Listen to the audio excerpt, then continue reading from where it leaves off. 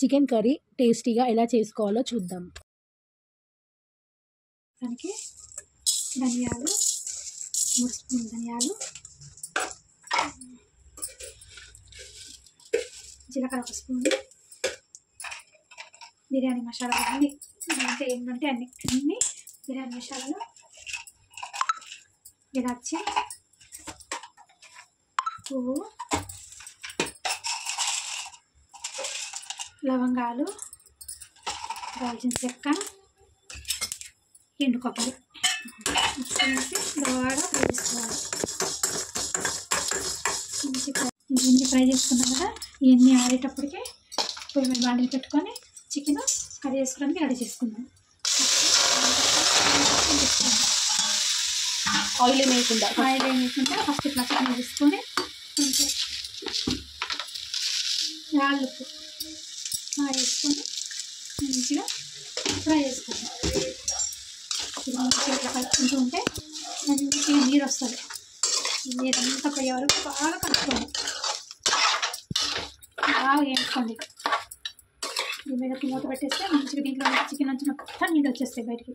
ఆ నీళ్ళు పోయే వరకు ఇట్లానే కలుపుకుంటూ ఉండాలి. అప్పుడు ఒకసారి దీని మీద మూత పెట్టేసేయాలి.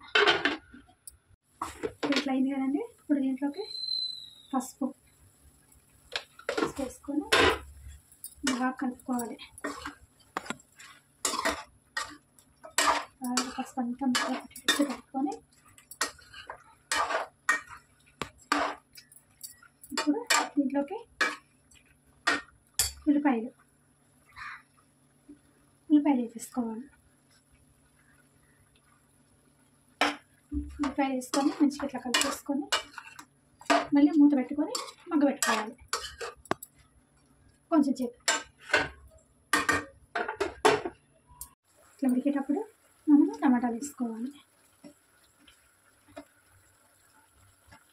టమాటాలు వేసుకొని మంచిగా ఇట్లా కలుపుకొని పైన కారం వేసేసుకోవాలి. మీరు ఎంత కారం తినగలరో మీరు అంత కారం వేసుకోండి. నేనైతే 3 స్పూన్లు కారం వేస్తున్నాను, సరిపోతుంది. కలుపుకూడదు. కొంచెం టమాటా మగ్గే వరకు అట్లా పైన ఇట్లా కారం వేసి పెడితే టమాటా ఉడుకుతుంది, కారం కూడా మగ్గుతుంది. అది ఇందాక కారము టమాటాలు వేసుకున్నాం కదా, ఒక 5 నిమిషాలు సన్న మంట మీద పెట్టాను, సిమ్లో పెట్టాను. ఇప్పుడు దానిపైన నూనె వేసుకోవాలి. ఫస్ట్లో నూనె వేయదు కదండి వాళ్ళు, ఇప్పుడు వేసుకోవాలి నూనె. ఇప్పుడు వేసుకుంటే ఆ చికెన్లో నీళ్ళన్నీ ఇంకిపోయి నూనెలో మంచిగా ఎగుతుంది కూర. నూనె అంత వేసాం కదా, ఇప్పుడు మంచిగా టమాటాలన్నీ నలిపినట్టు చేసుకోవాలి. మనం అసలు నూనె నీళ్ళంటూ పోయలేదు చికెన్లో.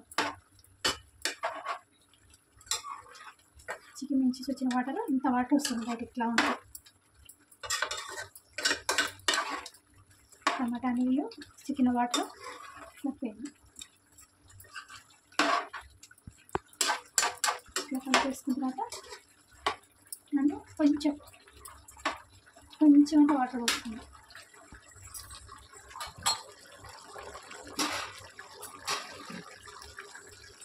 చిన్న గ్లాసు వాటర్ పోస్తుంది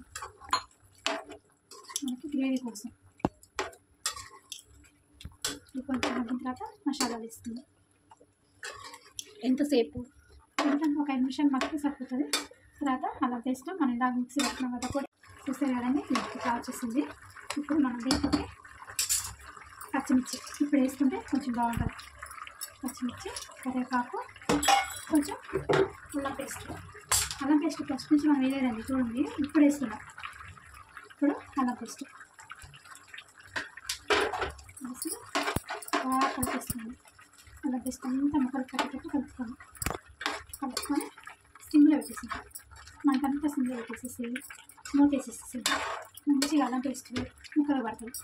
ఫ్రెష్గా చేసుకున్న అల్లం పేస్ట్ అండి మంచిగా ముక్కలు పడుతుంది, టేస్ట్ బాగుంటుంది. ఇది కొంచెం బాగా మగ్గిన తర్వాత ఇందాక మనం చేసుకున్నాం కదా పొడి, ఆ పొడి వేసేసుకుంటే అయిపోతుంది.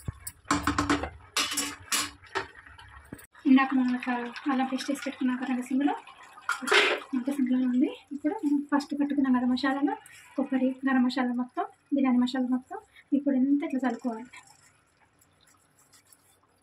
ఇట్లా ధనియాలు జీలకర్ర అన్నీ దీంట్లోనే ఉన్నాయండి. మొత్తం ఇట్లా చేసుకుంటే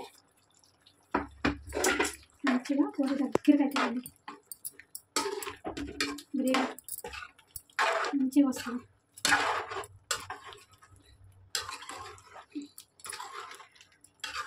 అంతే అండి. వేసుకొని కలిపేసుకొని కొత్తిమీర అండి, కొత్తిమీర ఇట్లా ఇట్లా తీసుకొని కొంచెం చేతి ఇట్లా సిమ్లో పెట్టేసేసి మూత పెట్టేస్తే ఆయిల్ మొత్తం పైకి వస్తుందండి. కూర అయిపోయినట్టే అండి. ఇది చూడండి ఎంత నూనె అంతా పైకి వచ్చేసింది కదా. ఇప్పుడు ఈ కూర అయిపోయినట్టండి. కర్రీ చికెన్ కర్రీ అయిపోయినట్టే. చాలా టేస్టీ ఉంటుంది. చపాతీలో కానీ రైస్లో కానీ చాలా బాగుంటుంది. వంటలు మీకు నచ్చినట్లయితే లైక్ చేయండి, షేర్ చేయండి, సబ్స్క్రైబ్ చేసుకోండి. ఇంకా కమెంట్స్ కూడా చేయండి ఇంకా ఏమైనా ఇంప్రూవ్ చేసుకోవాలా అని.